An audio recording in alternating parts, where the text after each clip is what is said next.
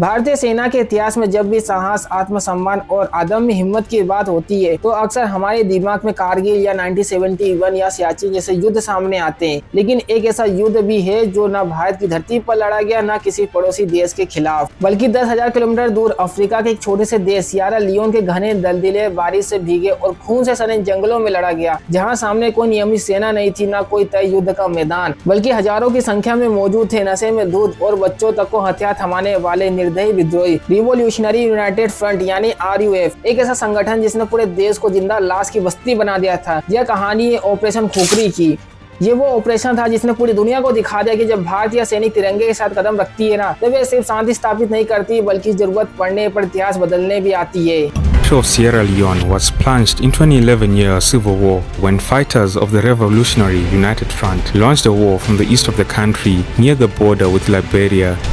Two-thirds of Sierra Leone is under the control of the main rebel group, the RUF, in a conflict fueled by the lucrative diamond trade.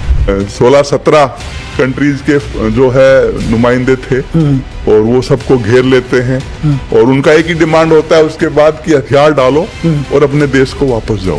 In the heart of Sierra Leone's civil war, Indian soldiers led one of the most daring UN peacekeeping missions ever, Operation Khukri.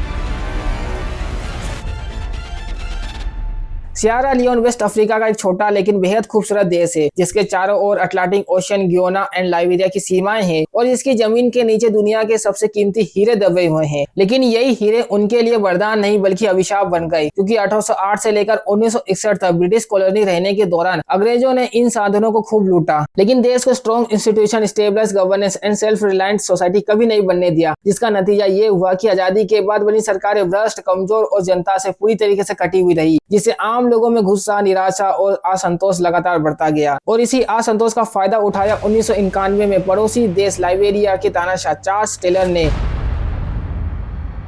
इसकी नजर Sierra Leone के hero पर थी। उसने फोडे शेनको नाम के एक महत्वाकांक्षी और हिंसक व्यक्ति को आगे बढ़ाया और उसके नेतृत्व में RUF नाम का संगठन खड़ा किया। शुरुआत में इस संगठन ने खुद को भ्रष्ट सरकार के खिलाफ एक क्रांतिकारी ताकत बताया, जिससे कई गरीब, बेरोजगार और लाचार लोग इसके साथ जुड़ गए, लेकिन बहुत जल्द इसकी असलियत सामने आ गई। RUF ने गाँवों में हमला शुरू कर दिया, लोगों के हाथ पैर काटे ताकि लोगों पर उनका डर फैल सके। महिलाओं को गुलाम बना लिया गया, बच्चों को जबरन भर्ती कर उन्हें ड्रग्स खिलाए और उन्हीं बच्चों से उनके माता पिता और रिश्तेदार की हत्या करवा दी। पूरे देश में मौत, नशा, आतंक का ऐसा नंगा नाच शुरू हो गया कि इंसानियत शर्मसार हो गई। RUF ने डायमंड माइंस पर कब्जा कर अरबों डॉलर के हीरे जो हैं वो लाइबेरिया के रास्ते तस्करी से बेचे और उसी पैसे से हथियार खरीदे, जिससे ये लड़ाई और ज्यादा फैलती चली गई। 1999 तक सियरा लियोन का लगभग 2/3 हिस्सा RUF ने कब्जा कर लिया था। लाखों लोग मारे जा चुके थे, हजारों लोग अपंग हो चुके थे और देश की आधी से ज्यादा आबादी बेघर होकर शरणार्थी बन चुकी थी। ऐसे हालात में यह सिर्फ एक गृह युद्ध नहीं बल्कि एक भयानक मानवीय त्रस्ती बन चुका था। दुनिया अब और ज्यादा चुप नहीं रह सकती थी, इसीलिए संयुक्त राष्ट्र ने 1999 में यूनेमिसाइल नाम से अपना सबसे बड़ा शक्ति मिशन शुरू किया, जिसका मकसद था RUF को निहत्था करना, लोकतांत्रिक व्यवस्था बहाल करना और देश को टूटने से बचाना। इस मिशन में भारत ने करीब 4000 सैनिक भेजे, जो उस समय किसी भी देश द्वारा भेजा गया सबसे बड़ा दल था, जिसमें Gorkha rifle, mechanised infantry, para special forces और भारतीय वायुसेना के हेलीकॉप्टर शामिल थे। और बहुत जल्द भारतीय सेना इस पूरे मिशन की रीढ़ बन गई। भारतीय सैनिकों को सबसे खतरनाक इलाके केला, खून और दारू में तैनात किया गया, जहां RUF का दशकों से आतंक था। लेकिन इन सैनिकों ने सिर्फ बंदूक के दम पर नहीं बल्कि इंसानियत के दम पर भी लड़ाई लड़ी। इन्होंने मेडिकल कैंप लगाए, साफ पानी उपलब्ध कराया, बीमारों का इलाज किया और बच्चों को पढ़ाया। और पहली बार इन इलाकों के लोगों को यह एहसास कराया कि दुनिया में अब भी कोई है जो उनके लिए खड़ा है। यही वजह थी कि स्थानीय लोग भारतीय सेना को देवदूत की तरह देखने लगे और यही बात RUF को सबसे ज्यादा चुभने लगी। 2 मई 2000 को धोखे से मेजर राजपाल पुनिया और मेजर नायर को हथियार डालने की बातचीत के नाम पर टाउन हॉल बुलाया गया, जहां अचानक से लोहे के गेट बंद कर दिए गए, बंदूक तान दी गई और दोनों अधिकारियों को बंदी बना लिया गया। जिस लड़की को भारतीय सैनिक बहन मानते थे वही RUF की सदस्य निकली और इसी के साथ 233 भारतीय सैनिक चारों तरफ से घिर गए। और RUF ने भारतीय सैनिक के सामने एक शर्त रखी, हथियार डाल दो और जिंदा रहो। जहाँ केन्या के 500 सैनिकों समेत कई देशों की टुकड़ियों ने यह शर्त मान ली, लेकिन वहीं भारतीय गोरखा सैनिक ने यह साफ शब्दों शब्दों में कह दिया, हम मर सकते हैं लेकिन हथियार नहीं डालेंगे। 75 दिन तक भूखे प्यासे, गंदगी, बीमारी और लगातार मौत के डर के बीच रहते हुए भी भारतीय सैनिकों का हौसला टूटा नहीं। कैप्टन सुनील जैसे अधिकारी अपनी जान की परवाह किए बिना चिल्लाते रहे, कोई हथियार नहीं डालेगा, तिरंगे की इज्जत हमारी खून से है। जब कूटनीति पूरी तरीके से विफल हो गई और हर दिन बंदूकों की जान खतरे में पड़ने लगी, तब भारत सरकार ने यह फैसला किया कि अब शब्दों से नहीं बल्कि एक निर्णायक सैन्य कार्रवाई से जवाब दिया जाएगा। और इसी फैसले से जन्म हुआ ऑपरेशन खुखरी का,